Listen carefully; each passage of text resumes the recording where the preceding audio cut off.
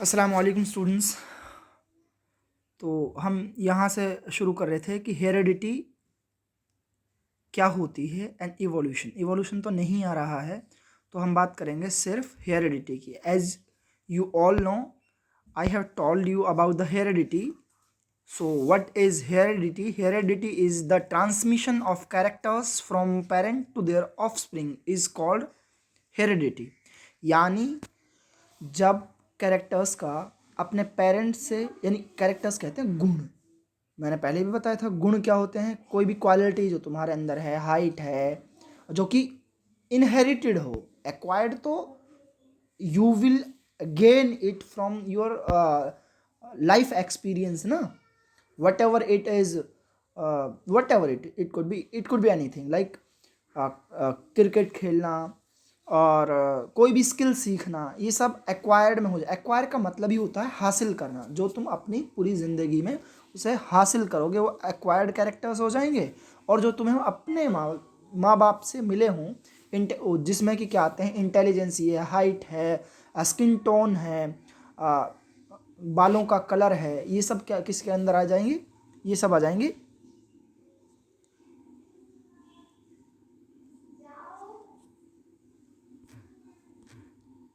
अच्छा हाँ, ये सब किसके अंदर आ जाएंगे? ये एक्वायर्ड कैरेक्टर्स के अंदर आ जाएंगी। ओके, तो इसमें हमने बताया था तुम्हें कि सबसे जो इम्पोर्टेंट, हाँ, तो हम ये कह रहे थे कि जो कैरेक्टर्स हैं, कौन सा कैरेक्टर किससे आएगा। यानी मान लीजिए आपका जो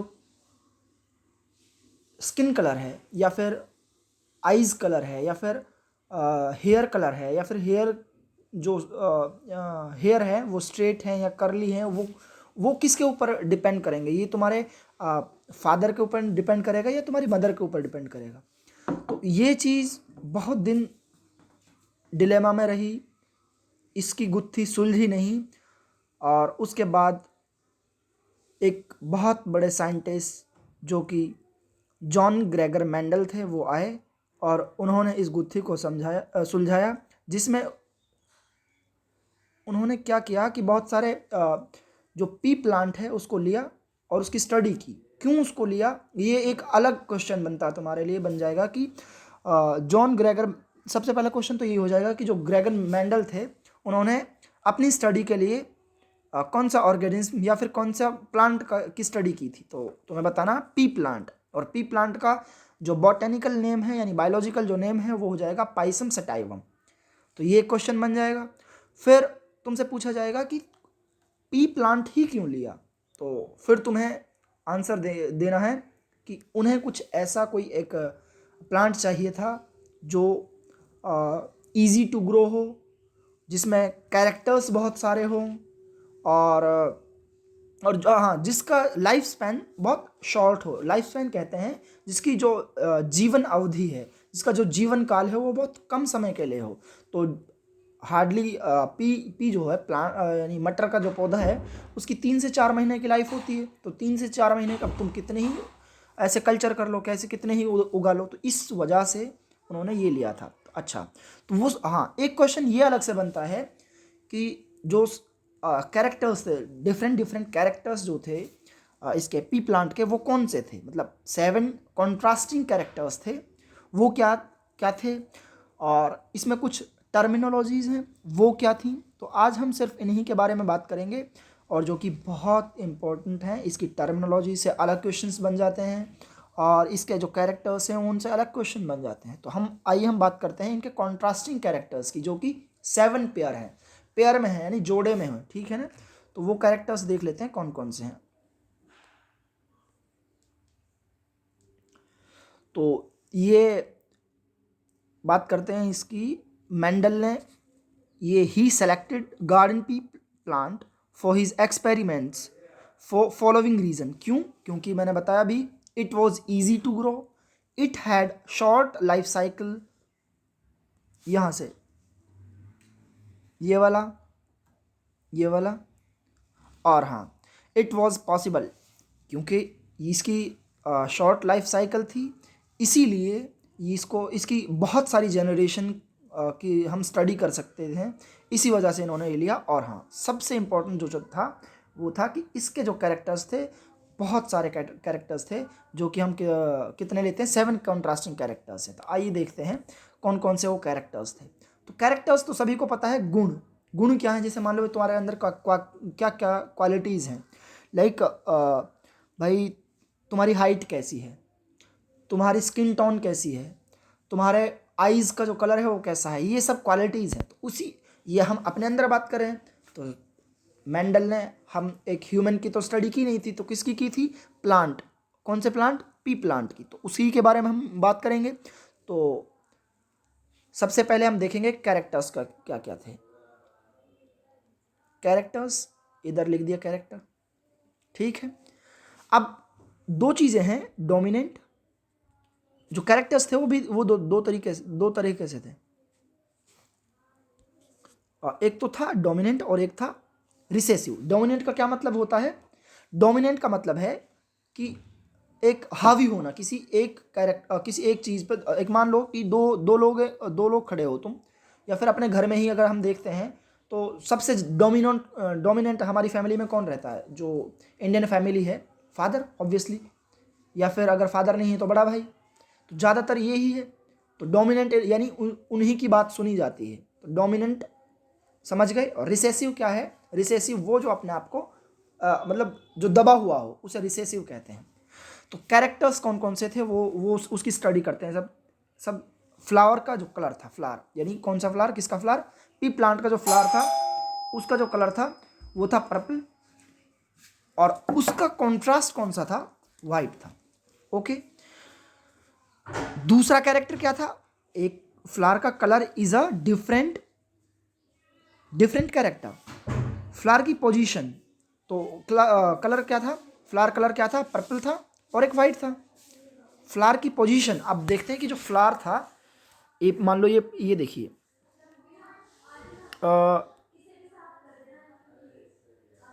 ये देखो,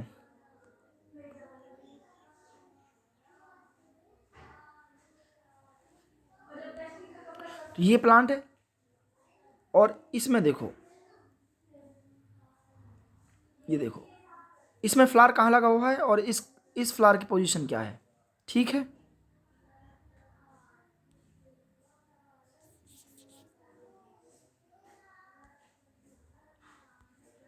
इस फ्लावर की पोजीशन देखो और इस फ्लावर की पोजीशन देखो, ठीक है ना।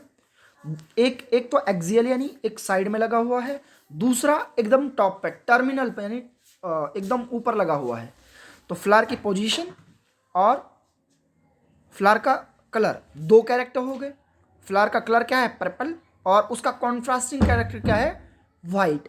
और हाँ एक चीज़ और, इधर ये वाली लाइन, इस वाली लाइन में देखो, ये डोमिनेंट है और ये क्या रहेगा, ये रिसेसिव है। मतलब अगर ये दोनों होंगे, यानी मान लो कि एक जो मेल था वो उसका कलर पर्पल था, और जो फीमेल जो पार्ट था उसका कलर था वाइट। तो अब ये बताओ, अगर मैं कहूँ दोनों एक साथ कैरेक्टर दोनों आए हैं, दोनों के जीन यहाँ ट्रांसफ़र हुए हैं नेक्स्ट जनरेशन में, तो मैं अगर तुमसे पूछना चाहूँ कि ये बताइए मुझे कि इन दोनों में डोमिनेंट कौन करेगा, पर्पल या वाइट, अगर दोनों एक साथ आ रहे हैं। देखो अगर वाइट है, दोनों साइड से वाइट आ रहा है, तो जब तो कोई बात ही नहीं है, तब तो क्या होगा, वाइट ही होगा। अगर मान लो वाइट भी एक साथ, वाइट भी आया और पर्पल भी, दोनों की जीन एक साथ निकल कर आई है, तो तब कौन डोमिनेंट करेगा। तो उस केस में तुम बताओगे कि सर हमने पढ़ा है कि जो पर्पल कलर है वो डोमिनेट करता है। उसके केस में हम क्या करेंगे, उस केस में हम कह देंगे कि जो पर्पल कलर है वो क्या है, वो डोमिनेट करेगा। अब अगर बात करें पोजीशन की, फ्लावर की पोजीशन की, तो वो क्या होगा, ये एक एक्सियल है और एक टर्मिनल है। तो दोनों में अगर मैं पूछूं कि डोमिनेंट कौन करेगा, तो ये देखो इस डोमिनेंट लाइन में कौन, ये जो है डोमिनेंट की लाइन में क्या है, ये एक्सियल है। तो एक्सियल वाली जो पोजीशन है वो डोमिनेट करेगा। अब बात करेंगे सीड का कलर जो होगा वो क्या होगा, तो सीड का कलर क्या होगा, एक येलो होगा और दूसरा क्या होगा, येलो होगा और ग्रीन। तो डोमिनेंट कौन सा है, येलो। यानी इस जो लाइन में, ये लाइन जो दिखाई दे रही है तुम्हें, ये वाली लाइन, इस लाइन में तुम क्या कहोगे कि ये लाइन क्या है, ये वाली लाइन, ये लाइन क्या है, डोमिनेंट वाली कैरेक्टर्स की है, ठीक है बेटा। अगर हम बात करें कि रिसेसिव क्या है, डोमिनेंट तो समझ में आ गया कि जो डोमिनेंट करे, अपने आगे किसी दूसरे की चलने ना दे, अपने आगे किसी दूसरे को उभरने ना दे, उसे डोमिनेंट कहेंगे। और जो दूसरे के सामने खुद झुक जाए या फिर दब जाए, उसे हम क्या कहेंगे, रिसेसिव कहेंगे बेटा। ठीक है, इतनी चीज़ें मैं समझता हूँ कि तुम्हें समझ में आ गई होंगी। ये कैरेक्टर्स थे। सीड का कलर जो है येलो होगा और उसका कॉन्ट्रास्ट यानी जो रिसेसिव होगा वो ग्रीन। सीड की जो शेप है वो क्या हो जाएगा, एक तो राउंड हो जाएगी और दूसरी क्या होगी, रिंकल्ड हो जाएगी। तुम देखोगे कि मटर के जो कुछ दाने होते हैं, बहुत ज़्यादातर तो होंगे राउंड ही होंगे, और कुछ रिंकल्ड यानी झुर्रियोंदार होते हैं। ठीक है ना। उसकी पोड़, पोड़ कहते हैं इस वाली, ये जो है, ये इसकी जो जिसमें दाने लगे होते हैं कि पोड़ कहते हैं।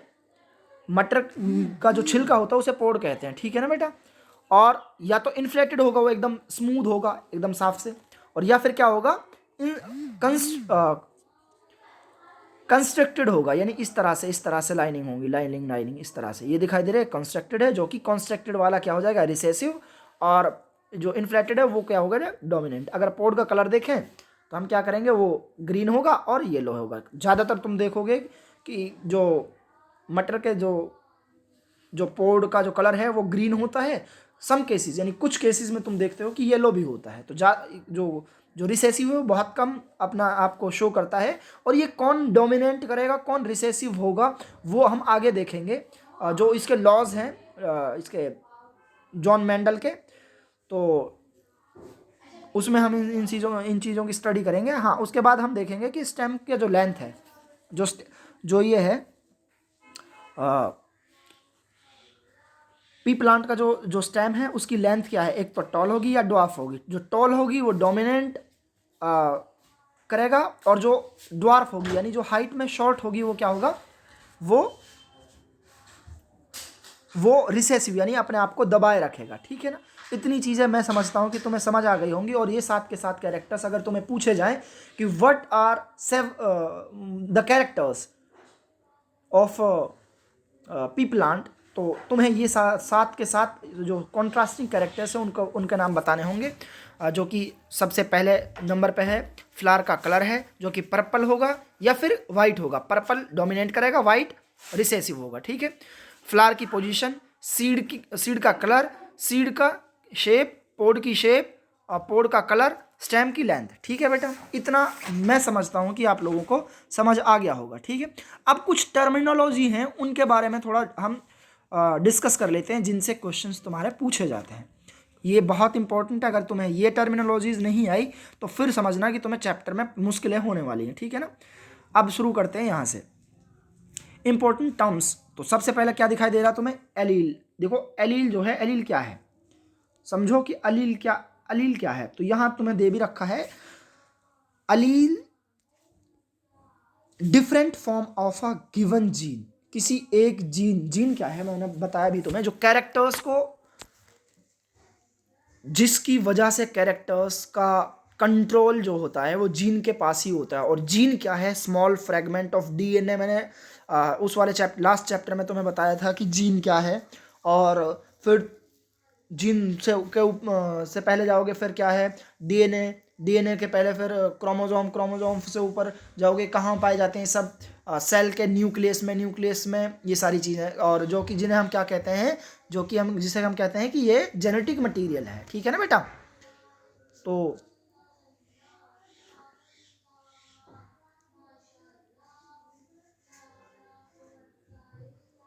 चलिए आज के लिए ना इतना ही रहने देते हैं। ये जो टर्मिनोलॉजी है काफ़ी लंबा हो जाएगा, फिर वीडियो फिर सेंड नहीं हो पाएगा। तो आज के लिए हम इतना ही रहने देते हैं। कल फिर इसका बारे में और फर्दर डिस्कशन करेंगे, इस सारी जो इम्पोर्टेंट टर्म्स हैं। ठीक है बेटा, थैंक यू। और हाँ, जितना जो भी तुम्हें होमवर्क दिया जा रहा है उसको प्रॉपर करते रहो। ज़्यादातर स्टूडेंट्स के जो होमवर्क है वो नहीं आ रहा है ग्रुप में, तो ज़्यादा से ज़्यादा स्टूडेंट्स को बोलो कि क्लासेस स्टार्ट हो चुकी हैं ऑनलाइन मोड पर। और हाँ, एक चीज़ और याद रखो कि मैं जो यहाँ पढ़ा रहा हूँ उसके बाद मैं क्लास में नहीं पढ़ाने वाला हूँ। ठीक है ना। तो यही एक बार नहीं, दो बार नहीं, 3 बार, जितना वीडियो को आराम से देख सकते हो। अगर कुछ 2-3 बार देखने के बाद भी समझ नहीं आ रहा है तो मुझसे मैसेज करो, तुरंत कॉल करो और मुझसे पूछो कि सर यहाँ प्रॉब्लम है, इसमें दिक्कत है, और इसका साथ के साथ नोट्स भी बनाते हुए चलिए। ठीक है, थैंक यू।